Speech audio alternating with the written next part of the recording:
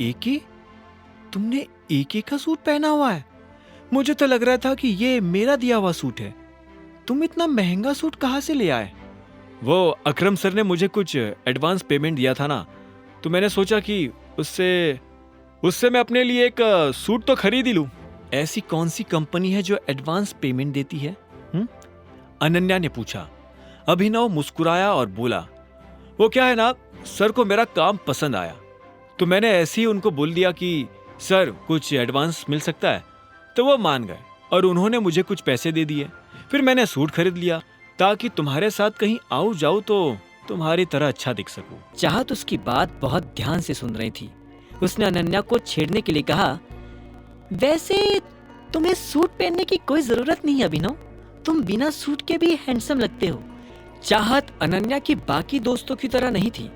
वह बहुत देख समझकर अपने लिए कुछ पसंद करती थी। वह बहुत चूजी थी। तो फिर उसने अभिनव को कैसे हैंडसम कह दिया?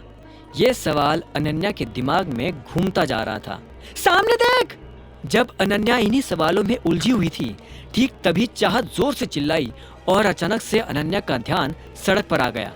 उसने देखा कि वो गाड़ी चलाते हुए रॉन्ग लेन में आ गई थी और उसके ठीक सामने एक गाड़ी तेज रफ्तार से आ रही थी।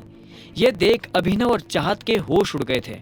अनन्या ने जोर से ब्रेक लगाया और अपनी गाड़ी को जैसे तैसे सामने आ रही गाड़ी से टकराने से बचा लिया। उधर सामने वाली गाड़ी भी कुछ दूरी पर रुकी और उसमें से कुछ आदमी नीचे उतरकर अनन्या की गाड़ी के सामने आकर खड़े हो गए। अनन्या ने शीशा नीचे किया और गुस्से में बोली, क्या है? क्यों मेरा रास्ता रोककर खड़े हो?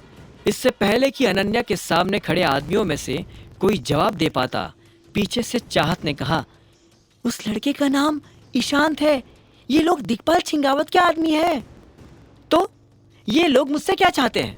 इतने में चाहत गाड़ी से नीचे उतरी और बोली, क्या चाहिए? इतने में अभिनव भी गाड़ी से नीचे उतर गया और उन लड़कों को देखने लगा। उन लोगों की तादाद इतनी भी नहीं थी कि अभिनव अकेला उनसे ना निपट सके। जब उनमें से किसी ने जवाब नहीं दिया तो चाहत ने फिर से कहा, कोई कुछ बोलेगा? इतने में उनमें से एक आदमी आगे आया और बोला, प्रिंस मर चुका है और मैं यहाँ उसकी मौत का बदला लेने आया हूँ। क्या? ये क्या कह रहा हो ईशान?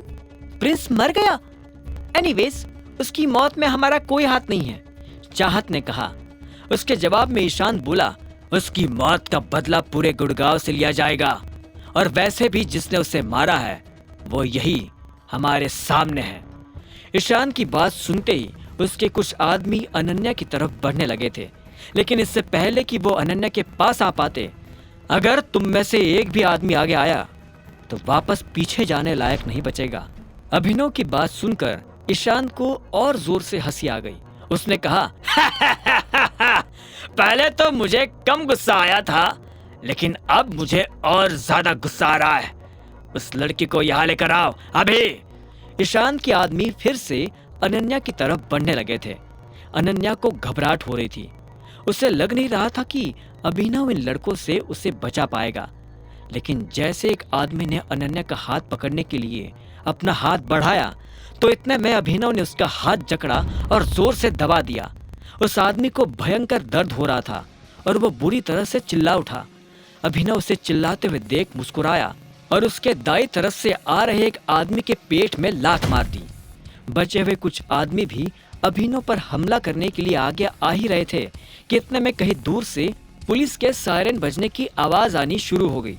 जैसे ही ईशांत ने यह आवाज सुनी तो वो चिल्लाया, पुलिस आ गई, भागो! उसकी बात सुनते ही एक के बाद एक गिरते पड़ते सभी लोग ईशान की गाड़ी में बैठे और उनकी गाड़ी तेजी से बाहर रवाना हो गई। अभिनव उनमें से एक आदमी को पकड़ने की कोशिश ही कर रहा था कि इतने में उस आदमी ने अभिनव के सिर पर एक मुक्का मार दिया। अभिनव अनन्या की गाड़ी से जा टकराया। उसके सिर में चोट लग गई थी। इस बीच पुलिस की गाड़ी भी वहां आकर रुक गई। एक हवलदार ने अभिनव की तरफ देखते हुए पूछा, हाँ भाई, इतनी रात को यहाँ क्या कर रहा है? वो मेरी गाड़ी में कुछ दिक्कत हो गई थी, अभिनव ने खड़े होकर कहा और अनन्या को ढूंढने लगा। अनन्या कहीं नजर नहीं आ रही थी। अभिनव को चाहत दिखी तो उसने चाहत से पूछा, अनन्या कहाँ है?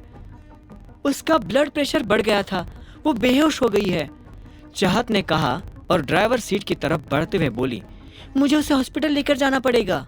इतने में अभिनव ने उसे रोका और कहा, तुम इनके साथ घर जाओ, मैं उसे हॉस्पिटल ले जाऊंगा।